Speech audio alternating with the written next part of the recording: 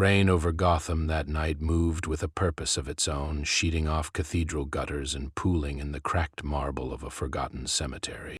Batman crouched on the highest angel of Wayne Cemetery's oldest mausoleum, watching a circle of hooded figures kneel below him. For weeks he had followed them, piecing together thefts of relics no museum had ever catalogued, artifacts stolen from private vaults belonging to families older than the city itself. Tonight, at last, they had come to use what they had gathered.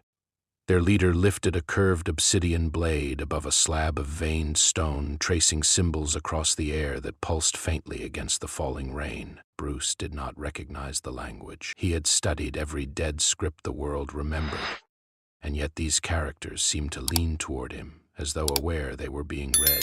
The chant that followed the blade felt older than sound itself. Every rational instinct told him to end the ritual immediately. He dropped from the mausoleum in a single silent arc, a shadow between raindrops. He was almost upon them when the world broke. There was no explosion, no thunder, no scream. There was only silence, complete and total, as though the universe had exhaled and forgotten to breathe again. Bruce felt himself falling without falling, drifting through a darkness so absolute that even his own thoughts seemed suspended in it. He waited for pain. It did not come. He waited for death. It did not come either. And then, with the quiet abruptness of a curtain being lifted, sensation returned. He was lying on cold stone. The rain was gone. Above him hung a moon that should not have existed, enormous and pale, framed by mountains carved into shapes no natural process could have formed. Their peaks bore the ruins of castles so vast they seemed to have grown from the rock rather than been built upon it. Forests filled the valleys below, motionless beneath a silver mist that never thinned. A distant howl rolled across the landscape, answered by another, and then by a silence deeper than any Gotham alley had ever known. Bruce rose slowly. His armor was intact. His mind was clear. His city was gone. He did not panic. Panic had been trained out of him long before he had ever put on the cowl. Instead, he began to observe. Villages dotted the lower slopes, and each one, when he approached, told the same silent story. Doors hung open, tables were set.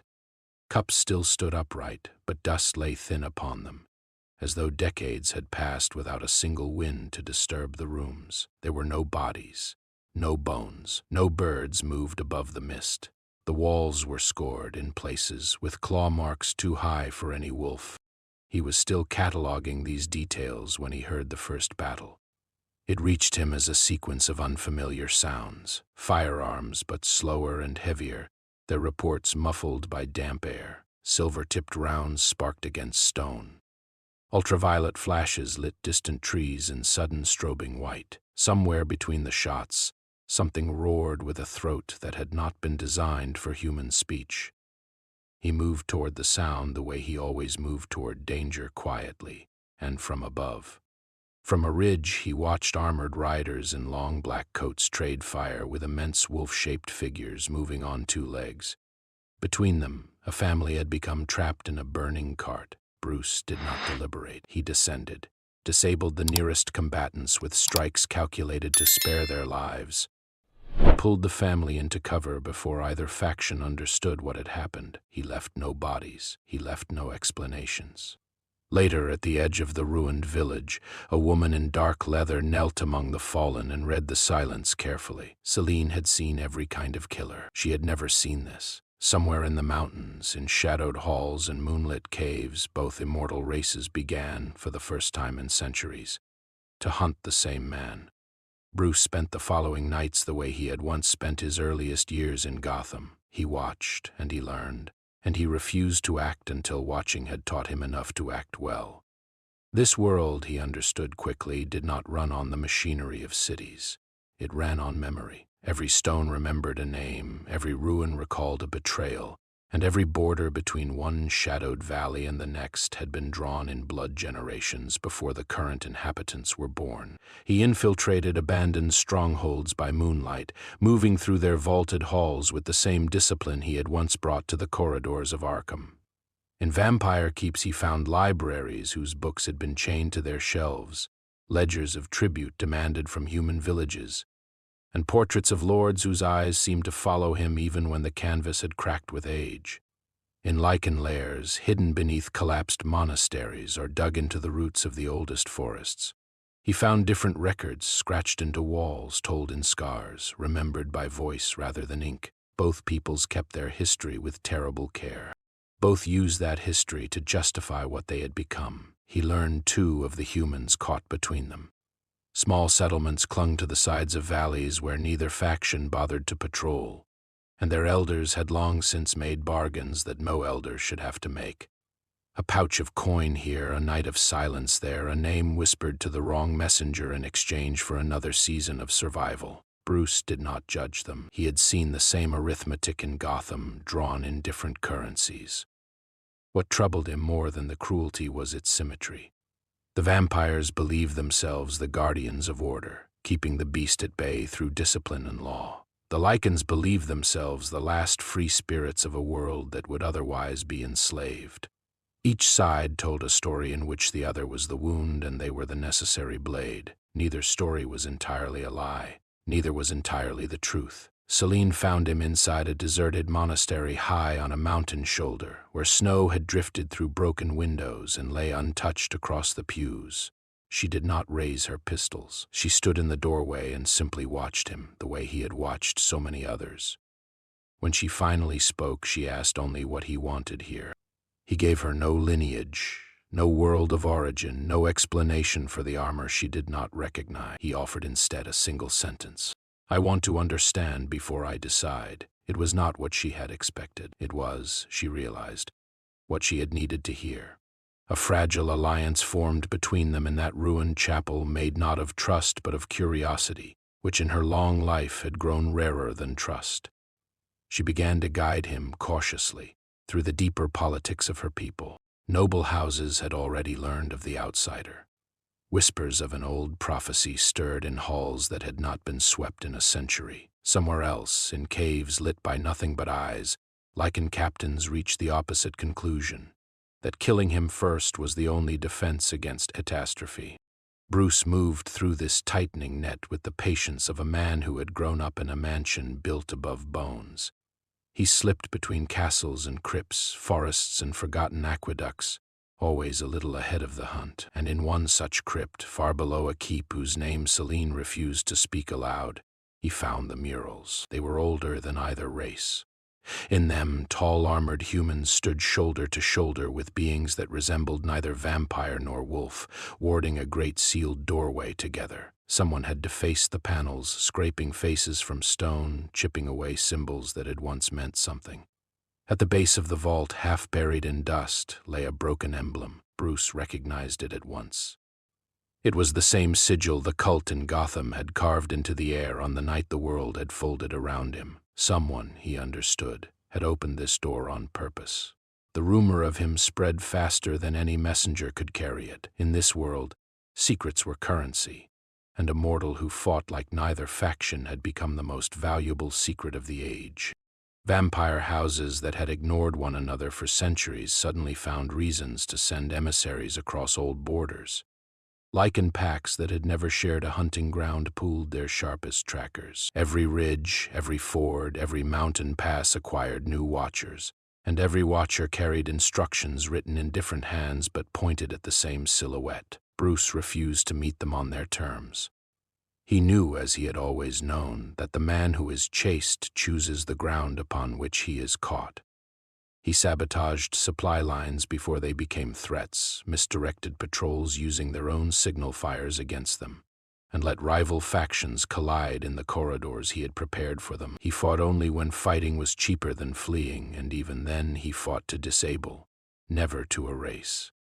Each night the map of the region rearranged itself around his refusals. Selene followed the pattern of his choices the way a scholar follows a difficult text. She began to understand that he was not merely surviving. He was teaching, in some quiet, deliberate way, everyone who watched him. His restraint was not weakness. It was doctrine. The trap, when it closed, closed on his own terms. He allowed himself to be cornered inside a sprawling fortress built into a cliff face, an old vampire outpost long since claimed and reclaimed by both sides. Death dealers arrived through the upper gates. A Lycan pack came up through the tunnels below. Neither knew the other was there until Bruce arranged, with careful timing and older stones than either faction had bothered to survey, that they meet in the same great hall. He did not stay to watch. He was already moving through the collapsing passages above, opening every human cell he could find, guiding servants and prisoners toward a route he had mapped hours earlier.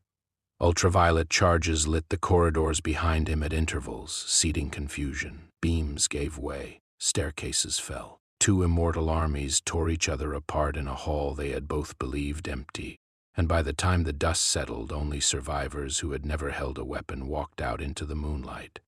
Word of the fortress reached the covens before the dawn that never came. It did not reach them as strategy, it reached them as legend. The witnesses spoke of a silent figure in black who had passed through the halls like a shadow crossing water, and who had left more lives behind him than deaths. They called him the Ghost Knight, and they said it in a voice they had not used since the old prophecies had first been read aloud. Selene heard the name and did not correct it. She understood, with the slow reluctance of someone abandoning a certainty, that Bruce was becoming something her people did not have words for. Yet even she did not fully understand what waited beneath the fortress they had left behind. Far below the collapsed hall, buried under stone that predated any coven or pack, lay a chamber that no map acknowledged. Its walls curved inward in shapes that hurt to consider directly, and at its center stood a prison so old that the vampires had forgotten they had ever helped to build it. Something within that prison had been asleep for longer than the moon had held its current shape. When Bruce had passed through the fortress above, the prison had stirred. When he had walked away, it had listened. Now, in the silence following the battle, it opened a single perception that was not quite an eye, and it recognized him, not as a stranger, not as a visitor, as an appointment, somewhere in the sealed dark. A voice that had never spoken aloud shaped, with terrible patience, the syllables of a name it should not have known. Bruce Wayne. Selene led him afterward into places she had never intended to show anyone. There were temples beneath the oldest castles, chambers reached only through wells that had been dry for 1,000 years, and archives whose keepers had been dead so long their bones had been reshelved with the books. She walked ahead of him with the guarded pace of a woman revisiting a childhood she had chosen to forget, and Bruce followed with the quiet attention of a man who had learned that the deepest truths were rarely announced. What they uncovered together did not arrive as a single revelation. It arrived as a slow correction. The oldest records, once he had learned to read the erased spaces between their lines, told a story neither vampire nor Lycan wished to remember. There had been, before the two races divided, a single guardian people. They had not been immortals in the modern sense. They had been custodians. Their entire civilization, from its rituals to its bloodlines, had been designed for a single duty. Something older than history had once been imprisoned, and someone had to remain awake to keep it that way. The division into vampire and Lycan had not been a natural evolution. It had been a wound, deliberately inflicted, on a people who had shared the same blood. Every schism that followed, every feud, every massacre carried down the centuries, had drawn strength away from the seal and fed it, instead, into the thing beneath. The eternal war had never been merely political. It had been a slow ritual of hatred, performed unknowingly by every generation, feeding a hunger that had been counting on it. Selene sat for a long time in the dust of one such chamber after she understood. She did not weep. Her people did not weep easily. But something in the set of her shoulders shifted, and Bruce recognized it. He had seen the same shift in his own mirror on the morning he had first understood that Gotham's evil was not a series of criminals, but a pattern the city itself repeated. If she was right, she said finally, then every kill she had ever made in the name of her people had served the very thing her ancestors had died to imprison. Bruce did not offer comfort. He offered only the truth he had learned in his own city, that the shape of a lie changed nothing about the lives lived inside it. What mattered was what she chose to do now that she saw. The prophecy hung between them without needing to be named. If he was, as the old texts suggested, A final component of the seal, then his purpose here was not accident. Someone had drawn him across worlds not to rescue this realm, but to complete a ritual that had waited for him. He did not know whether that ritual required his sacrifice or his survival, and the texts on that single point were careful to be silent. He recognized the silence. He had lived inside it before. Their partnership deepened as they worked, though neither of them called it friendship. Bruce told her, in fragments of a boy in an alley, and of the choices a man made when he refused to allow another such alley to exist. Selene told him, in fewer words, of a family she had once believed she was avenging, and of the elder who had let her carry that grief long past its usefulness. Neither of them spoke of hope. Hope, they both understood, had to be earned. They were still standing before the innermost mural when the seal cracked. It did not sound like breaking stone. It sounded like a room of sleepers all inhaling at once. A pulse of darkness moved outward from somewhere very deep, passing through the walls without disturbing them, passing through Bruce and Selene without touching skin. Where it reached vampires, it changed them. Where it reached Lycans, it changed them differently. Where it found the border between, it made something new, hungry and no longer bound by any older law. The corruption did not announce itself with fire. It arrived quietly, the way a plague arrives, and by the time anyone realized what was moving through their halls, the halls were already lost.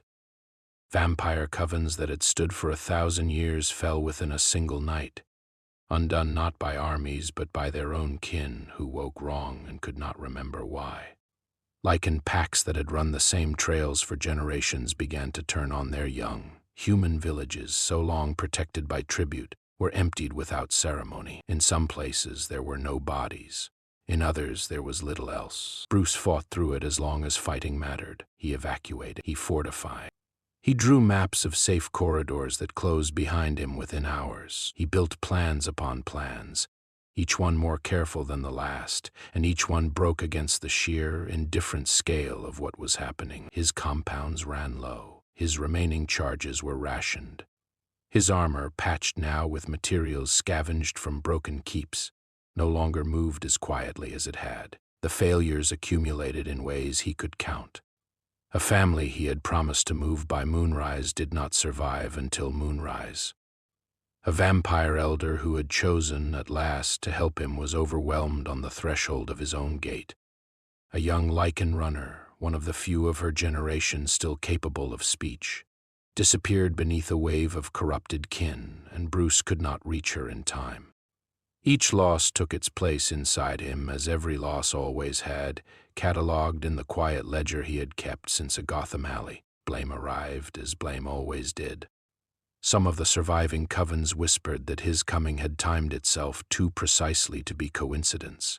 Certain Lycan captains, hoarse from grief, argued that the prophecy had never spoken of a savior, only of a key, and that keys were not meant to be trusted with their own locks. Even Selene, in one of their rarer silences, admitted that she could not be certain his arrival had not accelerated what was already inevitable. He did not defend himself. He had never been good at defending himself. Instead, he withdrew. He found a high place, an old watchtower on a peak that had lost its castle centuries earlier, and he sat there through what should have been a night, though nights had lost their meaning beneath the failing sky. He allowed himself, for the first time since crossing the threshold in Gotham, to consider that he might indeed have doomed this world. He allowed himself to feel it fully. Then he did what he had trained his whole life to do with such feelings. He set them down carefully beside him and looked at them until they stopped being reasons to stop moving. He thought of Gotham. He thought of every night the city had seemed too far gone to save, and of every morning it had somehow continued to exist anyway.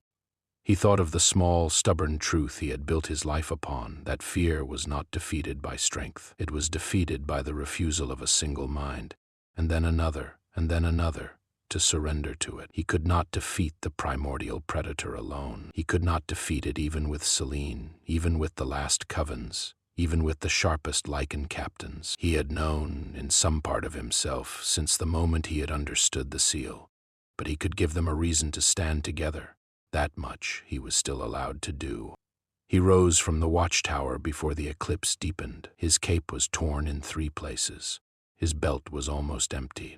His eyes, when Selene met them at the base of the mountain, held something that had not been there before. Not certainty, something quieter and older and harder to break. The last defenders were already gathering. They did not yet know what they were gathering for. He was going to have to tell them. The final collapse of the prison did not come as a sound. It came as a change in the sky. What had once passed for night deepened into an eclipse that would not lift.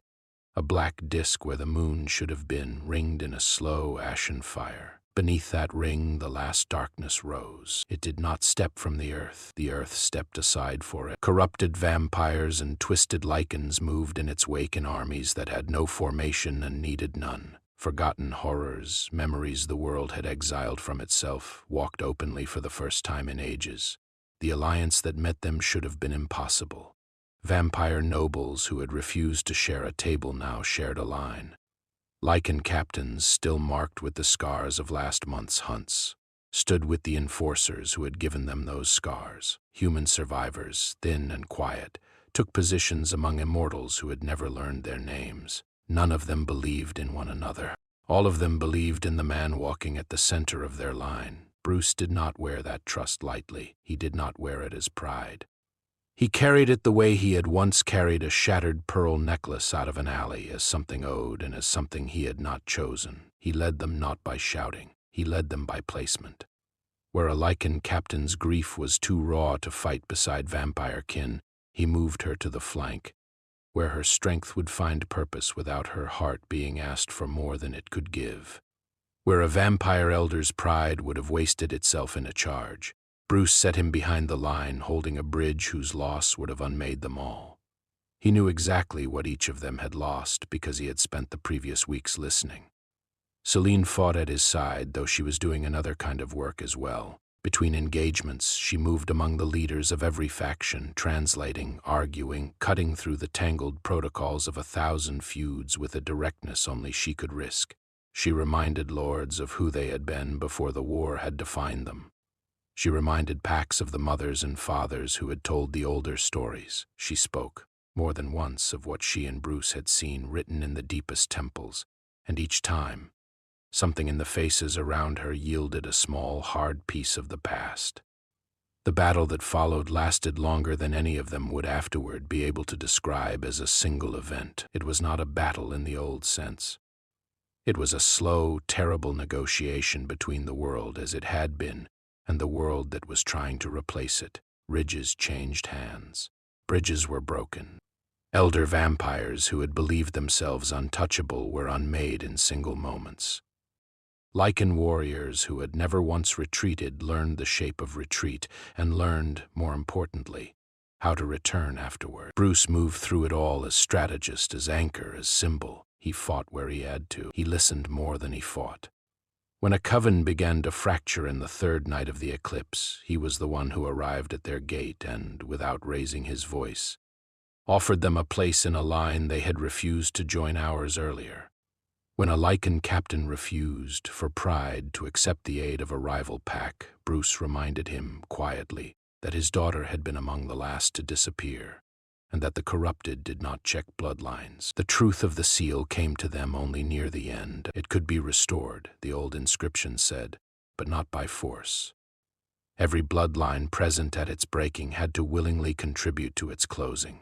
Not commanded, not tricked, chosen. Coerced sacrifice would feed the darkness. Only offered sacrifice could bind it. They gathered in the ruin of the sanctuary that had once held the prison. One by one, faces Bruce had come to know stepped forward. Vampires whose names had once inspired terror. Lycans whose songs had never been written down. Humans whose villages had already been lost. Selene, when her turn came, did not look at him. She looked at the seal and gave what was hers to give. Bruce remained at the center of the ritual longer than any of them. He had understood, from the moment he had read the inscription, that someone would have to close the final line from within. He did not tell them. He simply stayed. The darkness folded inward. The eclipse thinned. When the light returned, Bruce Wayne was no longer in the sanctuary. The months that followed did not arrive as a single season. They arrived slowly, the way healing always arrives, in small changes noticed only by those who had lived through what came before. The eclipse did not return. The sky above the mountains found, one careful night at a time, its old rhythm of moon and mist. Villages that had emptied for generations began, cautiously, to lose their dust. Chimneys smoked again in valleys where smoke had once been a signal to hide. Vampires and Lycans did not become friends. Neither race had been shaped for such a thing, and the memories were too long, and the graves too fresh. What they became instead was something they had never been before. They became neighbors. In some regions, uneasy councils formed with seats held by both bloodlines and, for the first time in memory, by humans as well. In others, older powers simply agreed to no longer hunt each other's borders. The peace was not elegant. It did not need to be. It only needed to hold. Selene did not resume her old life. She could not have, even if she had wished to, and she did not wish to. The archives that had once been scattered and defaced were gathered, cleaned, and set behind doors that would open from now on to any who came asking honestly. She became their keeper without ever using the word. Warriors of both races began, sometimes reluctantly, to travel to the restored chambers she watched over. They came to read the old story that had been hidden from them, and they left carrying a quieter kind of certainty than the one they had arrived with. The name that spread through the kingdoms in those months was not Bruce's. It was the name the covens had begun to use in the fortress, Shadow without blood. It was not always spoken with reverence. Sometimes it was spoken with unease. But it was always spoken with the understanding that a mortal had walked through their world, refused every easy path through it, and left it changed in a way no immortal ruler had ever managed. On Earth, in a rain-soaked cemetery beneath Wayne Manor's oldest oak, Bruce opened his eyes. The stone beneath him was still cool from the night's storm. The obsidian blade lay broken beside him, its symbols dark and inert. By any reasonable measure of the world he had returned to, only moments had passed. The cultists were unconscious around the ritual site, exactly where his descent had left them. He could hear in the distance the faint approach of sirens. His armor was not where it should have been. The plating along his forearm bore a set of scars no Gotham weapon had ever made. The edge of his cape had been mended by hands unfamiliar with the material. The mark of a signet ring pressed once, and only once, into the leather at his belt was not one he owned. Alfred met him at the manor's east entrance, as Alfred always did, and did not ask. He simply took in the stillness of Bruce's shoulders, the quiet weight in the way he set his cowl aside, and prepared tea instead of questions. Some of the story would be told later in fragments over years. Some of it would never be told at all. Bruce sealed the broken relic himself in a chamber below the manor that had no other function. He did not destroy it. He understood.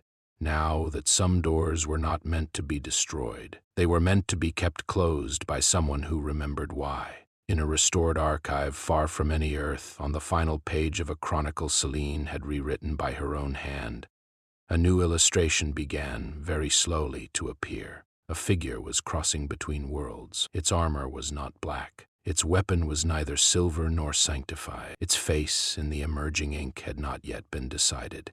The prophecy, Selene understood as she watched the page fill itself, had never been about a single traveler. It had been about a road. Bruce Wayne had only been the first to walk it.